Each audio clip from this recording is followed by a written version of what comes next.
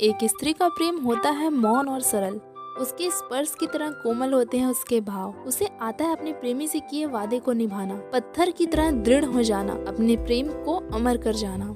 नमस्कार, जय जोहार। इन्फोसोनिक के एक और वीडियो में आप सभी का स्वागत है। हम सभी ने राजा रानी की बहुत सी कहानियां सुनी है, लेकिन इस अमर प्रेम कथा का असल उदाहरण हम अपनी आंखों से देख भी सकते हैं और उसे महसूस भी कर सकते हैं। रायपुर से थोड़ी दूर सिरपुर की रानी वसाटा देवी के पति प्रेम का प्रतीक है। यह लाल ईंटों से बना लक्ष्मण मंदिर। प्रेम का रंग आज लाल कहलाता है और शायद उस दौर में भी प्रेम का रंग लाल ही था। तभी यह लाल ईंटों से बना लक्ष्मण मंदिर, जिसने भूकंप झेले, बाढ़ भी, लेकिन ध्वस्त नहीं हुआ, 1600 साल बाद भी खड़ा है, वसाटा देवी के प्रेम की तरह अटल। शायद प्रकृति भी प्रेम का यह संदेश पीढ़ियों तक पहुंचते देखना चाहती है। ऐतिहासिक साक्ष्य बताते हैं कि वसाटा देवी मगध की राजकुमारी और नरेश सूर्य वर्मा की पुत्री थी। सूर्य वर्मा की प्रबल इच्छा थी कि उनकी पुत्री का विवाह शिरपुर के सोमवंशी शासक हर्षगुप्त से हो। जब राजगुरु से उन्होंने इस बारे में मशवरा लिया तो शायद राजगुरु ने भविष्य पढ़ लिया था। राजगुरु ने कहा, विवाह के बाद वसाटा देवी को कई सारी दिक्कतें आ सकती हैं, लेकिन पिता की इच्छा का मान रखते हुए वसाटा देवी ने किसी भी अन्य पहलू पर ध्यान न देते हुए हर्षगुप्त से विवाह करने पर सहमति जताई।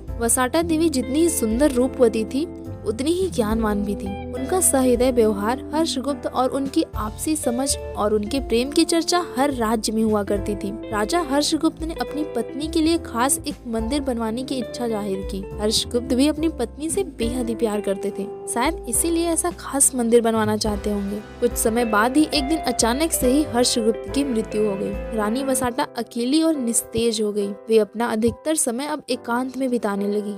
लेकिन कहते हैं ना, सच्चा प्यार वही होता है जो प्रेम का साथ छूटने से भी कभी लुप्त नहीं होता। वह तो बना ही रहता है, मौन, आत्मिक और विशुद्ध। रानी वसाटा ने प्रेम किया और प्रेम को जिया भी। वसाटा देवी का प्रेम ऐसा था जो क्रमशः बढ़ता ही गया और कल्पनातीत हो गया। नियति ने भी तय कर रखा था जैसे कि इस प्रेम की उम्र लंबी नहीं होनी चाहिए। उसने हर्षगुप्त के प्राण जल्दी ही हर लिए, लेकिन वसाटा देवी ने पति के साथ प्रेम का दामन थामे रखा। उनके जाने के बाद वे बिल्कुल मौन लेकिन मजबूत भी हो गई और गढ़ गई अपनी प्रेम की निशानी।